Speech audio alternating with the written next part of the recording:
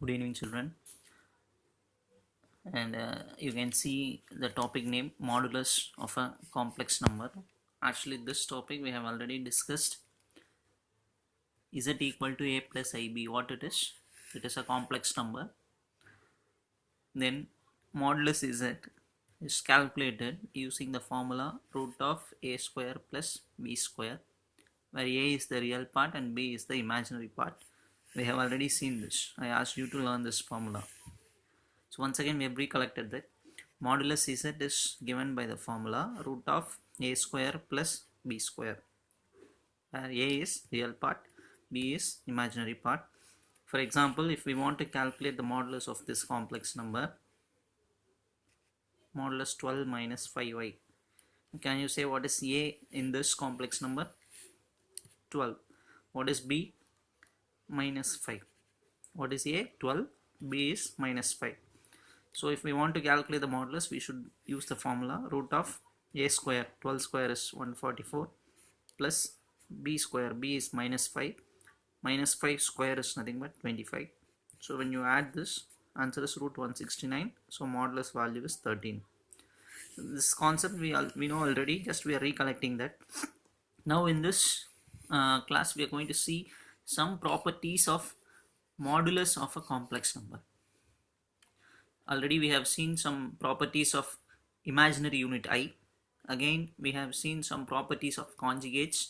Now we are going to see properties of modulus of a complex number. What are all the properties that modulus will satisfy? That we are going to see in this class. Even you should write this in your classwork and immediately you learn these properties. The first one is modulus z and modulus z bar are same. What is the meaning? If we take modulus for a complex number, or if we take modulus for its conjugate, both will be equal. That is called first property. And then property number 2, modulus z1 plus z2 is less than or equal to modulus z1 plus modulus z2. This is a result that we are having in related with modulus of a complex number. This is also called as triangle inequality. We will discuss that in classes to come. Again I repeat, modulus z1 plus z2, sum of, first we are adding two complex number, then we are taking modulus. That value will be lesser than or equal to individual modulus addition value. This is called what? Triangle inequality. We are going to see the proof for this also. Okay, we will go for the third one. Modulus of z1 into z2 is splitted like this, modulus z1 into modulus z2.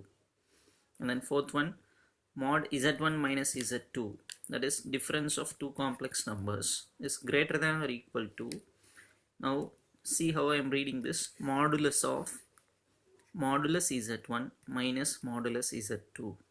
This is outside modulus. Inside we have two modulus, modulus z1 minus modulus z2. See there, here it is plus, this is called triangle inequality, and here it is minus, and the symbol here is less than or equal to, and here it is greater than or equal to. Understand the difference? Here we are having entire modulus outside, inside which we have mod z1 minus mod z2. So try to memorize all these things. And then fifth property, division. Modulus z1 by z2 is splitted like this, modulus z1 by modulus z2. So first property, taking modulus for a complex number or taking modulus for its conjugate, both are equal. This is called triangle inequality. This is multiplication of two complex numbers that can be separated like this. Division can be separated like this. This is minus sign. Symbol is greater than or equal to modulus of mod z1 minus mod z2. So write everything in your classwork. Now we will go for the sixth property. Property number 6, modulus z power n, this can be written as modulus z whole power n. That is, power can be taken outside. Modulus of z power n is equal to modulus z to the power n. And seventh one, real part of z. How should we read this? Real part of z is always lesser than or equal to modulus z. real part of z is lesser than or equal to modulus of z. You know how to calculate modulus of z? We can simply say, by seeing the complex number, we can say what is real part, and the result says real part will be always lesser than or equal to the modulus value. Property 8 says imaginary part is also lesser than or equal to modulus value. Imaginary part of z is also lesser than or equal to modulus of z. You can verify these things by taking an example. Complex, you can take one complex number, find the modulus, you can check all these results. Okay, so in your classwork, you write all the 8 properties and learn these 8 properties now itself. Again, we have 2 more results that we have written under note. First one, z into z bar. Z means complex number, z bar means its conjugate. So when we multiply a complex number with its conjugate, we always get modulus z whole square as the answer. What is modulus z? Root of a square plus b square. That square means a square plus b square. Even I can say z bar equal to a square plus b square. Why? Because modulus z formula is root of a square plus b square. Square and square root will get cancelled. A square plus b square we can say. So whenever we have having modulus z whole square, that can be written as z into z bar. Even this you can verify by taking a complex number. These are all your own interest. And just telling the properties, you should have the interest of checking all these things. You take an example, take a complex number, find its conjugate, multiply those two, check whether that is equal to modulus z whole square or not. Okay, now in note, second condition is given.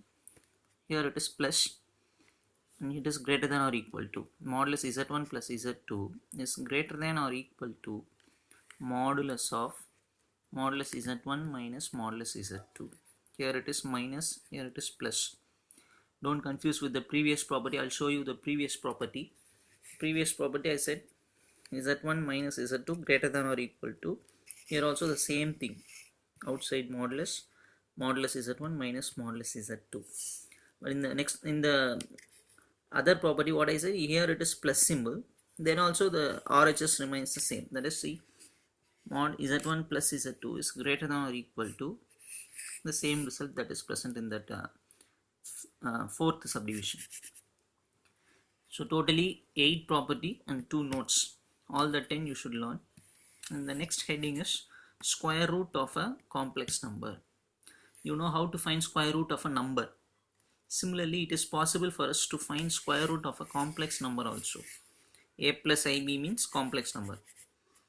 We are finding square root. Square root of a plus ib is equal to, we have 2 formulas for finding square root of a complex number. The formula depends upon the b value. You should note this very carefully. Square root formula, we have 2 formulas. The formula depends upon which value? B value. If b is positive, we have one formula. If b is negative, we have another formula. Both the formulas are, what for we are using these 2 formulas? To find square root of a complex number. Okay, now we will see the formula now. Plus or minus inside the bracket square root of mod z. You know very well how to find modulus z. Modulus z plus a by 2. What is a? Real part. Plus I into root of, same thing, modulus z. Instead of plus we are having minus here, a by 2. We can use this formula if b is positive. If b is negative, the same thing is present here, but instead of plus we are having minus in between. Again I repeat, root of modulus z plus a by 2 plus I means b should be positive. Same thing, root of mod z plus a by 2. Minus means b should be negative. If b is negative, use this formula. B is positive, formula is this. If you see the terms are all are equal, z plus a by 2, mod z plus a by 2, mod z minus a by 2, mod z minus a by 2. The only difference is here, plus I, minus I. It depends upon where? B value. If b is positive, this. B is negative, this one. So again, these two you should memorize. These two are for what? Finding square root of a complex number. B means what? Imaginary part. If imaginary part is positive, use this formula. If imaginary part is negative, use this formula. But in the formula, b value is not coming here. See, only plus a, b is not coming here. Depends upon b value, this formula, that formula we will choose. I think you would have understood. So actually you should learn 12 results in this today's class. You are going to write all these things and then learn 12 formulas. What are the 12 formulas? See, properties 5, 6, 7, 8, note 1 and 2, so totally 10. Square root, we have 2 formulas. 12 formulas you are going to learn, based on which we will do the coming problems. Only these results we will be using for the problems to come. So don't forget to write in your notebook and learn. Now if you finish learning within half an hour, you should be able to learn all the 12 formulas. Okay children, thank you.